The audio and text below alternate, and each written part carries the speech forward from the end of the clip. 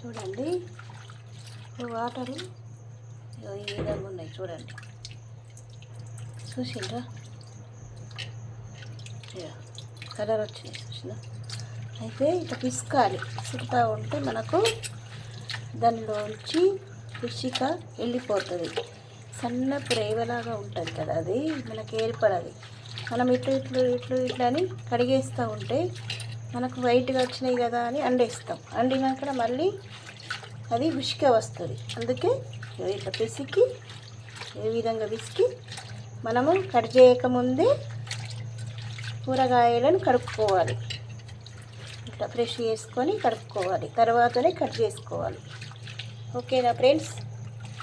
ఎందుకంటే కడిగినాక మనం కట్ చేసినాక కడిగినామనుకో మొత్తం దానిలో ఉన్న విటమిన్స్ అంతా వెళ్ళిపోతుంది.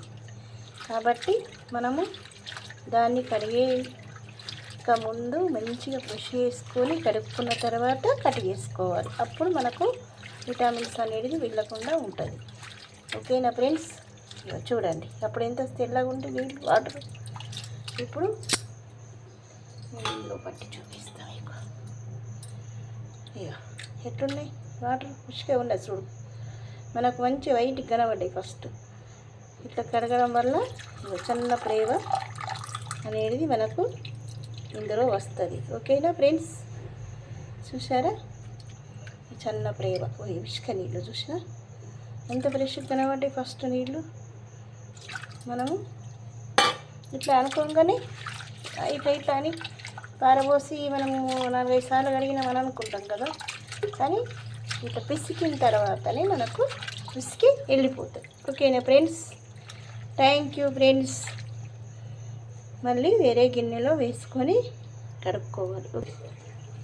మనకు త్వరగా కావాలి అనుకునేవారు ఈ విధంగా దీంతో జాలి సహాయంతో చేసుకోవాలి ఫ్రెండ్స్. చూడండి పూర్తిగా వెళ్ళిపోతున్నాయి. చూసారా? మన చేతితో వెళ్ళాలి కదా, ఇట్లాంటి జాలి ఉన్న మనం దాని సహాయంతో చేసుకోవచ్చు ఫ్రెండ్స్. Thank you friends. ఎట్లా ఉన్నాయి చూడండి వాటర్. అప్పుడు మరి చెత్త కనిపించలేదు, ఇప్పుడేమో మనకు వాటర్ ఎట్లా ఏ విధంగా మారింది చూసారా. అట్లా పిసికితే దానిలోనున్న ఇసుక కూడా వెళ్ళిపోతుంది అన్నట్టు. ఈ వర్షాకాలం అయితే వర్షాలు పడుతున్నాయి కదా మనకు, అప్పుడు ఇంకా దానిలోన గట్టిగా ఉండిపోతుంది అన్నట్టు. వాళ్ళు కడిగినా కూడా వెళ్ళిపోదు. ఓకేనా ఫ్రెండ్స్? Thank you friends. మీకు ఉపయోగపడితే దీన్ని వాడుకోండి. Thank you.